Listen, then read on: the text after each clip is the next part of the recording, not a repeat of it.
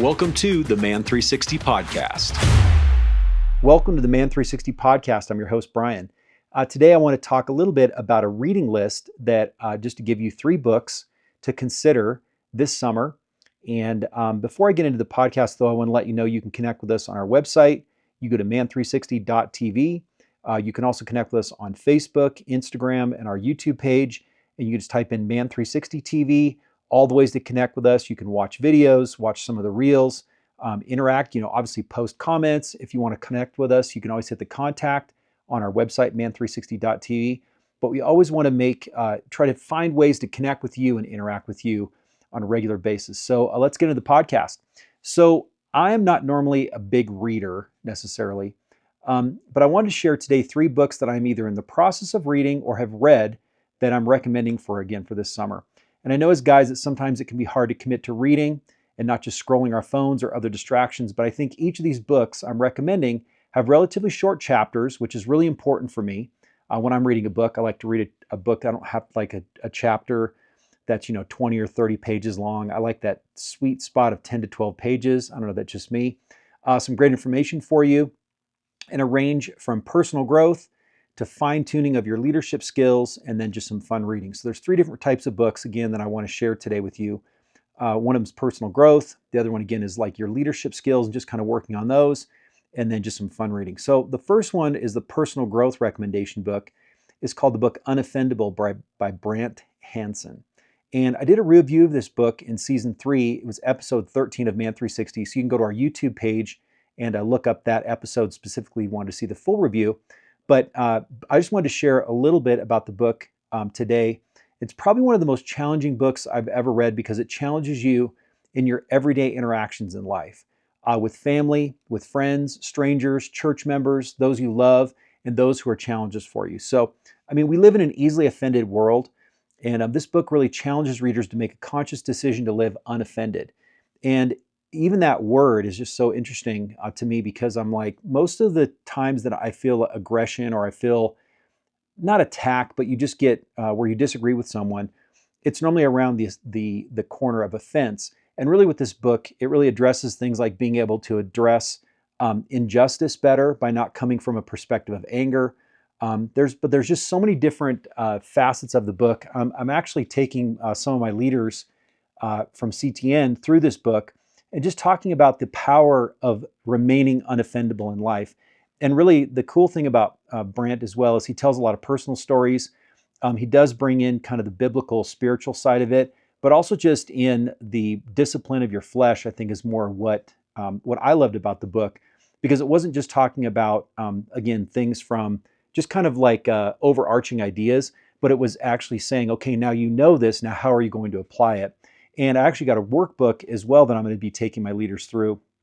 Probably won't go through the whole workbook, but you can get, again, this book, again, it's called Unoffendable by Brant Hansen, and really just a great book, again, for personal growth recommendation for you. So the next book is a leadership development book. I read this book probably about maybe 10 to maybe even 15 years ago, and it's by Eric Metaxas, and it's called 7 Men and the Secrets of Their Greatness. And I really love this book because it gives a short biographical account of 7 men through history and then the choices they made that cut against the view of worldly success, and you can tell I'm reading this, worldly success through standing up for spiritual values. And it also has some great points to consider and personal challenges for men.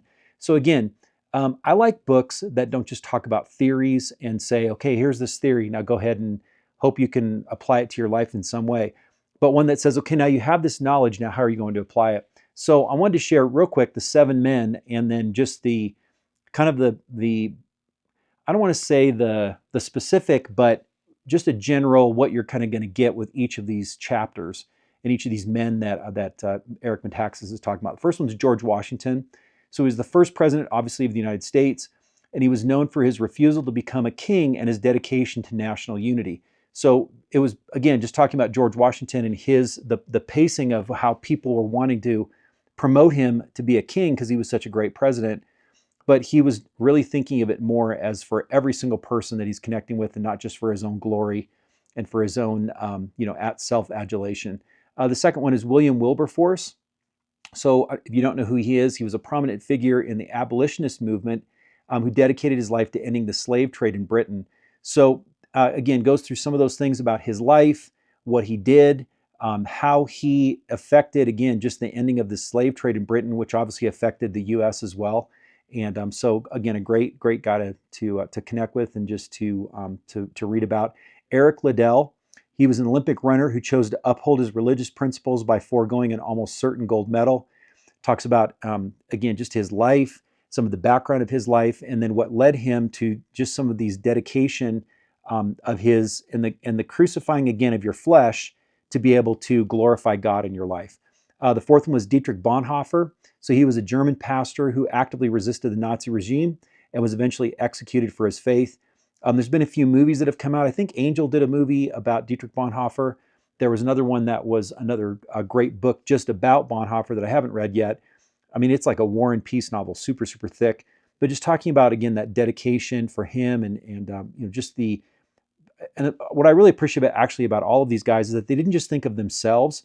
They thought of how the gifts that God had given them, how they were going to enhance and make the world really a better place and really a greater place, and really help encourage people to want to connect with Jesus through their skills, not just making it about them. The next one was Jackie Robinson. Obviously, we know him as a legendary baseball player who broke the color barrier and faced racial discrimination with dignity and grace.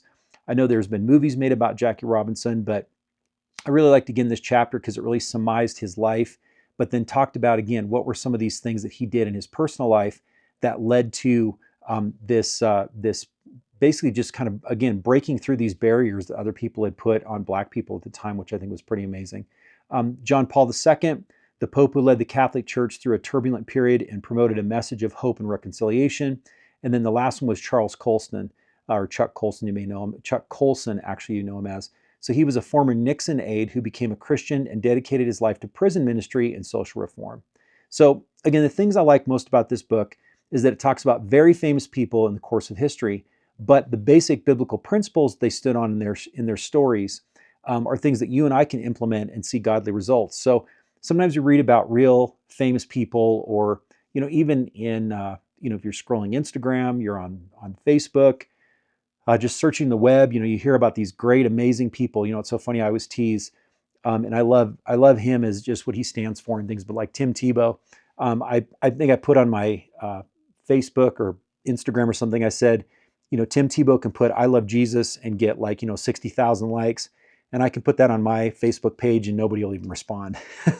So it's just one of those things where you think that there's certain anointings or certain things that people do in their world to change the world, that they have to be famous to be able to do that. But it's really how God has created you. He's given you gifts. He's given you talents. He's given you abilities to be able to find the secret in the greatness in you. And I think some of that too is surrendering to God and allowing the Holy Spirit to work through you and work through and know who you are, know your gifts, know what God's given you, know where He's placed you, and then really be able to excel in those different areas. So the last book really just is a fun read recommendation, is part of a series called the Chronicles of the Nephilim series. And I'm reading a book called Noah Primeval. It's by Brian Godawa. And this is the first of 8 books that are fictional novels from a perspective of the spiritual battle between God and fallen angels, with the storytelling revolving around the Nephilim in the Bible, known in the books as the Watchers. So whenever you read that in the book, that's talking about the Nephilim essentially. So lots of creative liberty with these stories, as far as from the biblical perspective. But I like how it doesn't make Noah and those around him as weak, kind of like sissy little personalities, but more of a rugged guy than someone who actually built an ark, with his family. And sometimes I think we read the Bible and we don't realize or think about the different, I don't want to say extra biblical, but I think that there is some space and some room in there to be able to tell some fun stories around these characters and who they are. Again, this one's Noah. And again, there's lots of twists and turns and a really great descriptions of the Nephilim, and also a perspective of the deception of the devil and his ultimate goal of seeding deception in those who are not interested in seeking truth but comfort in life. And I mean, isn't that just a great, metaphor for how we live in our life? The devil's always trying to place those seeds of self-serving, serve yourself, just enjoy yourself and don't worry about any of the consequences for anyone else. But really, when I'm reading this too, there's talking about Noah and his wife, his family, the people around him, And actually, I'm in the part of the book right now. I'm still reading about halfway through, where he and his wife get separated, and I think they each think that they're dead, but then they tell these stories inside of Noah's wife and what she's dealing with, and now Noah getting chased by these walkers, these Nephilim that are trying to kill him. And they just have a lot of interesting, again, you can't take it for any kind of biblical reference. You can't read it and go, oh, I'm going to study the Bible from this. It's again, just a great fun read. Again, there are 8 books. I think there's Moses, there's some other ones too, but you can check those out. Again, the name of it is Noah Primeval, and it's called The Chronicles of the Nephilim series by Brian Godawa. So these are 3 books to consider for you this summer. Lots of short chapters, which I love, and engaging stories to help in all areas of your life. So if you have any questions or you'd like to further the conversation with me, again, you can always go to our man360.tv page.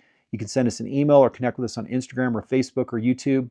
And you can go to Man360 TV on those channels as well. So even on any of those channels, if you want to, again, with Instagram or Facebook, if you want to go to our Man360 pages there, if you want to share maybe some books that you're reading and maybe that we can do, maybe I'll do another review later this summer of some other books that maybe from viewers and different listeners of the podcast.